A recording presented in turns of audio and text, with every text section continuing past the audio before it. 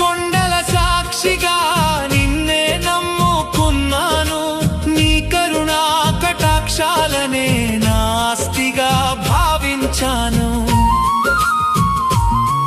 నీ కన్నుల్లో నీ కాంతి నాలోని చీకటిని పోగొట్టగా, బంగారు రూపంలో నీవు సాక్షాత్కరించగా, నారాయణుడే నా దేవదేవుడు, శ్రీనివాసుడే నా గోవిందుడు.